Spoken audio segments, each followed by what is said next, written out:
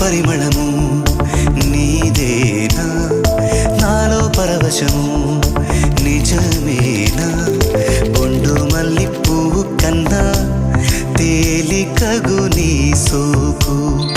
రెండు కళ్ళు మూసుకున్నా లాగు మరి నీ వైపు సొగసును చూ